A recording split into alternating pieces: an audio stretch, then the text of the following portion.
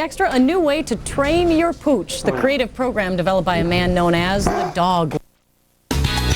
And in the Extra, a whole new, different approach to training your dog.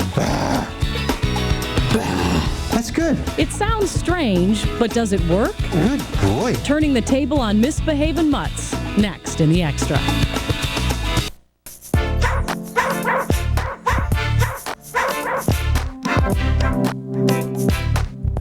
Are you at your wit's end trying to get your dog to obey? Well, maybe the problem isn't your pooch. Maybe it's you. That's the philosophy of a new training method from Australia. It's called Bark Busters. And in tonight's Extra, Carol Evans Alan Costantini shows us how to be the leader of the pack. When feet on the walk lead to misbehaving mutts. Hi. Hi. Hi, I'm Alan. Hi. And who are these guys? It may be time to call in the canine cavalry. Come on, Matt. Some call John Pilati-Warner a dog whisperer, but really his Australian Bark Busters technique is more of a grunt than a whisper. That's good. More about that later. Rich Delaney and his fiancée, Carrie Mishler, are self-confessed dog people, but when they began combining their separate furry friends into a new six-pack, things got a little hairy. Buck doesn't listen very well. He pulls a lot on the leash. A lot of growling and kind of territorial, protective of her space. Growling and trying to put him in his place or something.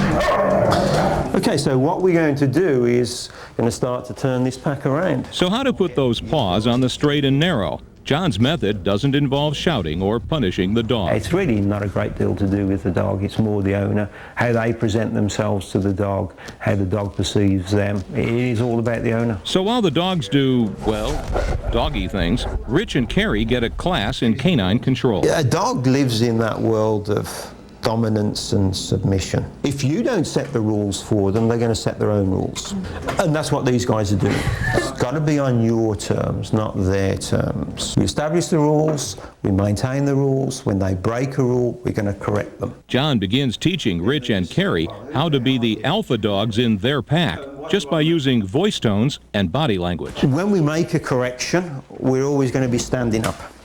Height is dominance. And hands are a distraction. So hands behind the back, hands at the side. But you want to make yourself look big and powerful. Because, you know, I'm the alpha. We're not going to be stooping down. We're not going to be moving towards the dog. Moving towards the dog is just a sign of submission, and especially crouching down as well. What I want the dog to see me as is a little bit of a threat. You know, I'm making this correction. I'm standing up. I'm the alpha. John wants Rich and Carrie to see the world through a dog's eyes. Dogs dominate other dogs with strong body language and maybe a growl. Remember that grunt? We call it our bar word. It's not like a sheep's bar. It's very guttural. Comes from the diaphragm. So, the ba duplicates an alpha dog's growl. If she's not getting their attention, she's growling. If she's still not getting their attention and some degrees of submission, she's going in with a snap. I use this to duplicate the snap. So what I'll do is toss this as close to the dog's feet as possible. And I'll get up and he'll be there. The idea is to correct the dog while it's misbehaving. Rich and Carrie need the dogs to stay off the furniture. So they need to have an unpleasant experience when they're on the couch. The dogs aren't getting cookies, but they'll get a taste of a cookie sheet. Watch what happens when Zoe ignores John's and gets up on the couch. Time to snap. Good girl. Each correct behavior is rewarded with hands-on praise, but not treats. Don't believe in rewarding. Treats, I don't mind giving dogs treats, but not as a reward. Our philosophy is you have to take control through leadership first, and that leadership doesn't come with treats. Good boy. It's a good boy. That means no treats, just for correct behavior. The only reward is praise. Good girl. Good girl. And if your small dog is jumping up on you, should you pick her up? John says, not if you want to be the alpha. With small dogs, then you're really not teaching them anything. They're in control of that situation. Oops. John uses the same techniques to teach the dogs to not rush the door, but to wait. It isn't an instant cure. Wait. Sit.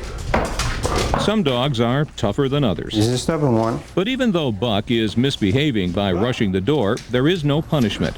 When he finally comes as called, there is praise. Good boy. And finally, Wait. while John and Carrie keep eye contact and walk backwards to the door, Buck obeys for 20 seconds this time. Wait. That's progress.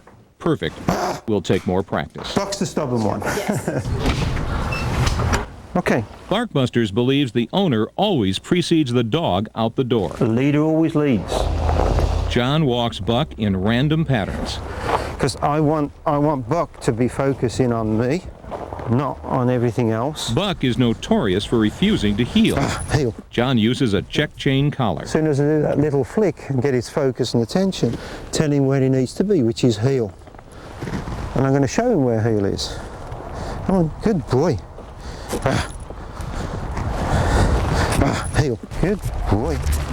And does John's four-footed protege get the lesson? Watch as they approach the ultimate doggy distraction. Another animal barking from the yard of that brown house down the street. Heel.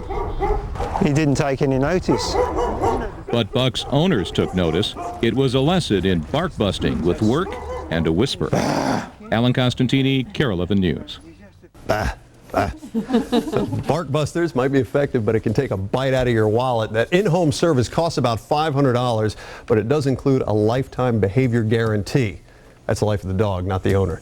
We have more tips from John Pilati-Warner on our website at KARE11.com. Just click on extras. And then John will also be our lunchtime live guest tomorrow from noon until 1 o'clock. Just go to our homepage and then click on Lunchtime Live for that. A lifetime guarantee. Working one of those for our kids, and then we'd be in business, people.